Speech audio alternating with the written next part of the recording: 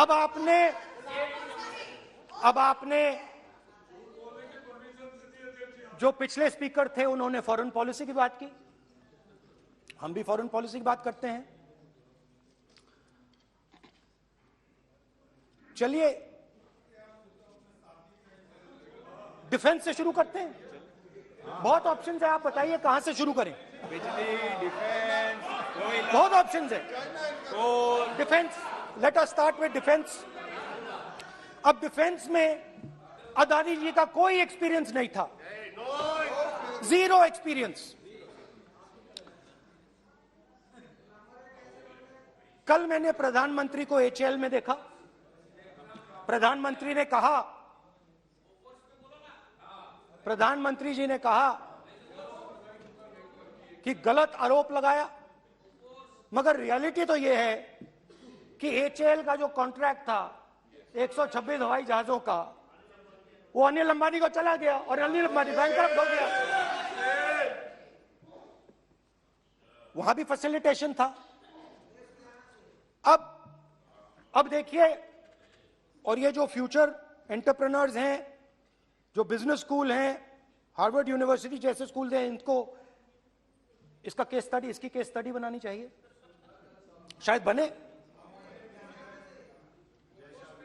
How to use government power to build individual businesses, case study.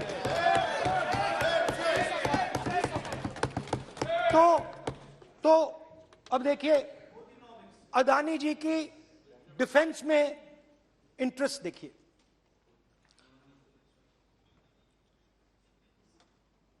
Elbit company के साथ हिंदुस्तान में अदानी जी drones बनाते हैं। ड्रोन्स को हिंदुस्तान की एयरफोर्स, आर्मी, नेवी के लिए रिफिट करते हैं। अदानी जी ने यह काम कभी नहीं किया है पहले। एचएएल ये काम करती है। हिंदुस्तान में और भी कंपनीज हैं जो ये काम करती हैं, मगर प्रधानमंत्री जी इजराइल जाते हैं और उसके एकदम बाद अदानी जी को ये कॉन्ट्रैक्ट मिल जाता है, मगर एक नहीं मिलता। ये मत सोचिए कि ये सिर्फ एक कंपनी की बात हो रही है, ये इंडस्ट्रीज की बात होती है यहां पे। जैसे मैंने आपको दिखाया, एयरपोर्ट का पूरा सिस्टम उठा के ले गए, 30% मार्केट शेयर एयरपोर्ट में ले गए, वैसे ही डिफेंस में करा। तो 4 डिफेंस की इनके पास कंपनीज हैं, यह काम इन्होंने कभी नहीं किया। स्मॉल आर्म्स, जिसमें टवॉर है जो हमारी स्पेशल फोर्सेस यूज करती है, आर्मी यूज करती है, जिसमें गलील स्नाइपर राइफल है, ये सब अदानी जी बनाते हैं।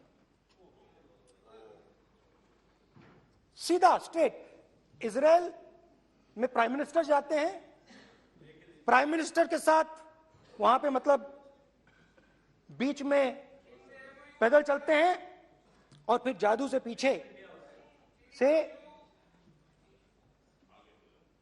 इंडिया का फर्स्ट कॉम्प्रिहेंसिव एमआरओ मिल जाता है मेंटेनेंस के लिए, जहाजों के मेंटेनेंस के लिए। स्मॉल आर्म्स का बिजनेस मिल जाता है, इजरायली जो ड्रोन्स हैं उसका बिजनेस मिल जाता है। मतलब जो हिंदुस्तान और इजराइल का डिफेंस का रिश्ता है वो पूरा का पूरा अदानी जी के हाथ में चला जाता है, खत्म कहानी। हाँ, उसमें पेगासस भी है, तो पता नहीं वहां से क्या मतलब पेगासस कैसे आया, क्या हुआ, किसने दिया। अच्छा, एक और बड़ी इंटरेस्टिंग चीज है, एक कंपनी है अल्फा डिफेंस, जो डिफेंस इलेक्ट्रॉनिक्स का काम करती है, एवियोनिक्स का काम करती है, और बहुत स्ट्रेटेजिक कंपनी है। वो भी अदानी जी के हवाले कर दी गई, अदानी जी ने एक्वायर कर लिया। तो आपने देखा कि एयरपोर्ट्स का बिजनेस 30% मार्केट शेयर, हिंदुस्तान और इजराइल का जो वेपन्स का बिजनेस है 90% उठा के ले गए। एक विजिट, फॉरेन पॉलिसी, ये है फॉरेन पॉलिसी। चलिए, अब मैंने आपको इजराइल की बात बताई, ऑस्ट्रेलिया चलते हैं। कोयला, ऑस्ट्रेलिया चलिए। ऑस्ट्रेलिया में अदानी जी जाके, नहीं क्यों, आप तो डिबेट करना चाहते थे। कोई भी विषय पे डिबेट हो तो हो गया अब डिबेट। अब क्यों डर रहे हो डिबेट से? अब क्यों डर रहे हो डिबेट से? क्यों डर रहे हो? जब हमने जेपीसी की मांग की आपने बोला सदन में उठाओ।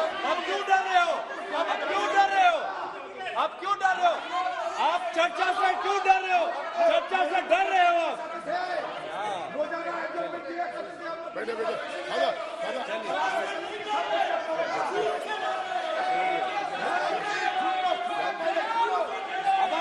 अब सुनना पड़ेगा। अब सुनना पड़ेगा। अब सुनना पड़ेगा। ऑस्ट्रेलिया जाते हैं प्रधानमंत्री, ऑस्ट्रेलिया जाते हैं।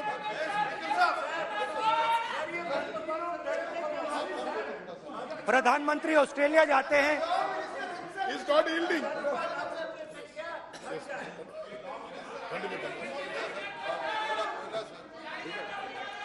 ऑस्ट्रेलिया जाते हैं। कैब नंबर बताएं। 369।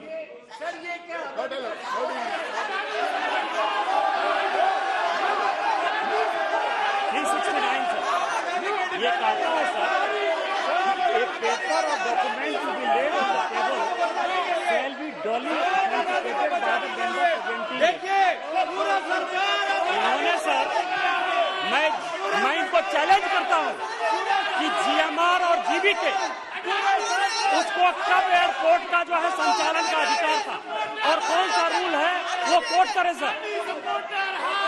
किस रोल के आधार पर ये इनको मैं चैलेंज करता हूं, पूरी कांग्रेस पार्टी को चैलेंज करता हूं कि जीएमआर और जीबीके को कौन सा एयरपोर्ट चलाने का लाइसेंस जब दिया तो उनको उसका नॉलेज था। मैं चैलेंज करता हूं पूरी कांग्रेस पार्टी को। जब इन्होंने बिरला को बनाने का दिया, डालमिया को बनाने का दिया, टाटा को बनाने का दिया लाइसेंस, उस वक्त उनको कौन सा मोटर चलाने का अधिकार था सर?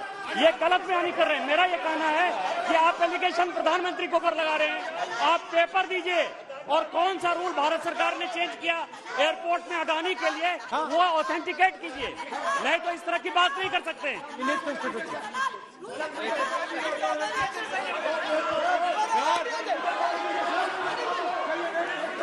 करना पड़ेगा, ऑथेंटिकेट करना पड़ेगा। राहुल गांधी जी आपको ऑथेंटिकेट करना पड़ेगा। आप ऐसा नहीं बोल सकते हवा में, आप हवा में बोल रहे हो और प्रधानमंत्री जी पर आरोप लगा रहे हो। आपको ऑथेंटिकेट करना ही पड़ेगा। आप ऐसे ही बोल रहे हो कि जीएमआर का जीवीके के समय रूल था, कहा था रूल, कोई रूल नहीं था। आपको यू हैव टू ऑथेंटिकेट और ऑथेंटिकेट करके ही रखना पड़ेगा आपको। पहले रखिए और उसके बाद आगे बात करने देंगे, नहीं तो माफी मांगिए देश से। आप प्रधानमंत्री जी पर आरोप लगा रहे हैं, सर बोलने दीजिए। अनाप शनाप आरोप लगा रहे, बिना किसी डॉक्यूमेंट का आरोप लगा रहे प्रधानमंत्री जी पे। रूल 353 सर, रूल 353 किया है sir, no allegation of defamatory और incriminatory nature shall be made unless you have given notice. छोड़िए, वो तो प्रधानमंत्री के खिलाफ एलिगेशन लगा रहे हैं बिना नोटिस दिए, बिना कोई डॉक्यूमेंट दिए। सर ये रिकॉर्ड पर नहीं आना चाहिए सर, ये बिल्कुल रूल का उल्लंघन है। और क्या क्या बातें वो कह रहे हैं सर, मैं उसको रिपीट नहीं करना। Reckless allegation, baseless allegation in violation of rules, sir ये स्वीकार नहीं होना चाहिए। ओके सर, एक सब बैठिए। ऑस्ट्रेलिया पीएम जाते प्लीज हैं। बैठिए, आप प्लीज बैठिए। वरिष्ठ वकील साहब बैठिए।